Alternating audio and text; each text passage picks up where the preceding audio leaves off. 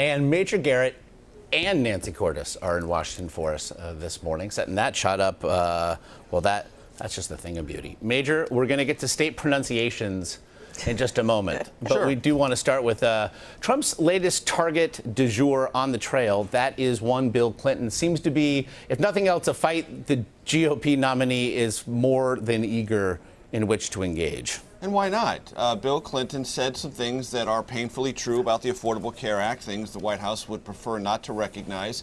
That is, in some instances, if you're a middle-class American, you've paid higher premiums and your coverage has been reduced. And if you're outside of the range of available subsidies and you're a small business, that hurts even more. That's a fact. It is what Hillary Clinton frequently describes as an unfortunate, unforeseen flaw of the Affordable Care Act, and she has put forward a plan to deal with that, essentially allowing those in this part of the economic spectrum to buy into, if they want to, Medicare or Medicaid. But that's not an idea that's generated a tremendous amount of enthusiasm. And what Donald Trump has said frequently is he wants to repeal Obamacare. He says almost nothing about how he would replace it. So this is a very good placeholder for him to say, well, it's not just me, it's Bill Clinton, husband of the Democratic nominee, and someone the White House frequently turns to explain things. Well, he explained something that is not working particularly well with the Affordable Care Act. In the real world, that's already known. In the political world, at least on the Democratic side, that's been something reluctantly dealt with and reluctantly acknowledged, with Bill Clinton acknowledging it. Donald Trump thinks he has something to point to, and with some degree of advantage. And Nancy, I suppose politically, it asked the question all over again, just what sort of surrogate can Bill Clinton be for his wife, and certainly just how much damage can they afford from slip-ups such as this? Well, you know, they view his memorable speaking style as something that is an asset 95% of the time. But as John Podesta, the campaign chairman, put it, you know, he's got some colorful language, and that's just something that the campaign takes into account. I don't think you're going to see a major change in strategy when it comes to dealing with Bill Clinton on the part of the Clinton campaign. They know that this is all part of the bargain with him, that he can speak to audiences where he's even more popular in some cases than Hillary Clinton, that he's kind of an Energizer bunny and will go anywhere and speak to anyone, whether it's voters or donors.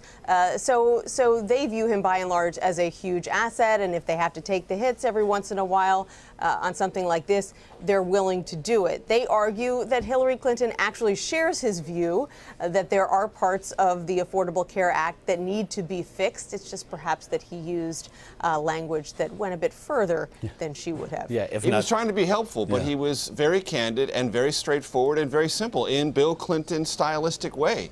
He described it quite well. And Donald Trump acts as if, gosh, I wish I'd thought of saying it that way. I can tell you that's a conversation Trump advisors have almost on an hourly basis.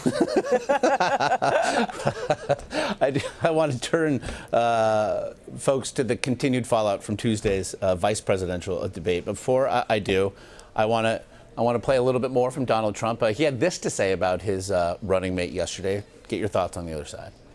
So, how many of you watched the vice presidential debate last night? Mike Pence did an incredible job, and I'm getting a lot of credit because that's really my first so-called choice. That was my first hire, as we would say in Las Vegas. And I'll tell you, he's a good one. He was phenomenal. He was cool. He was smart.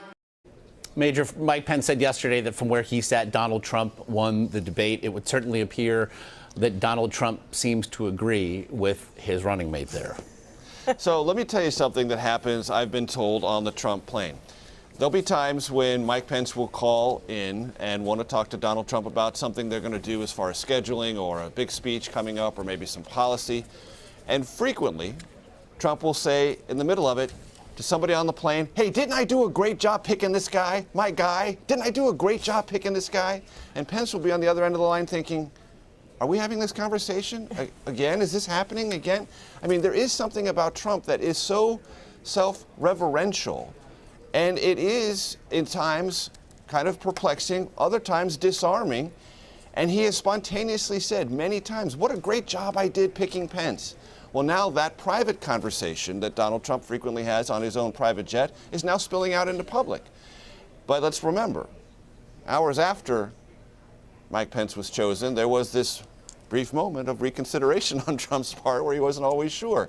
And it was a decision that was the byproduct of a lot of counseling of Trump on who to pick. He was leaning toward Chris Christie and Newt Gingrich. It's turned out well for Trump, but to call it his own idea and his original concept would be a bit of a stretch. It's always quite heartening, Josh, when Donald Trump says something like this, because it's a sign to them that he's not going to suddenly develop more control, let's say, in the next debate than he had in the last debate, that he is sort of, at the end of the day, someone who's got kind of a verbal stream of consciousness, and they feel that it is a sign that, you know, he didn't love the fact that Mike Pence got better reviews for his debate performance than Donald Trump did. So Trump needed to try to claim some of the credit for Pence's performance for himself. And they think that that could make him even a little more testy, a little more erratic in Sunday night's debate. Do you think there's something to that, Major, especially with regard to the scene that you just shared with us that plays out on occasion on the plane? I think Trump wanted to see Mike Pence do well. He knew strategically a solid performance from Pence was something his campaign desperately needed, largely because of the bad week or two Trump had preceding it. So Trump understands that. Whether he likes to admit that, another issue entirely.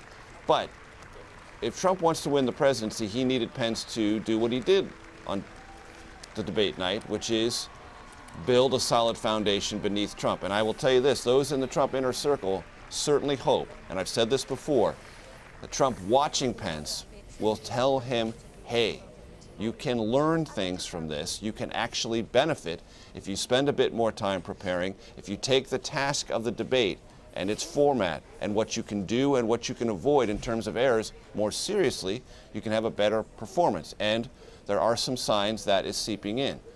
Trump is spending a good deal of time today in New York on debate prep. He's not going to have any campaign events tomorrow. He was scheduled to go to, well, at least in theory, scheduled to go to Ohio yet again. Not going to do that. Going to work on more debate prep tomorrow. So that is in schedule alone.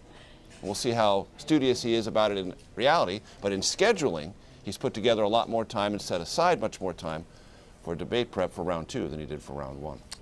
Well, what that might mean for both candidates, I suppose we'll find out 3 days hence. Major Garrett, Nancy Cordes, as always, the insight is appreciated. Thanks, Josh.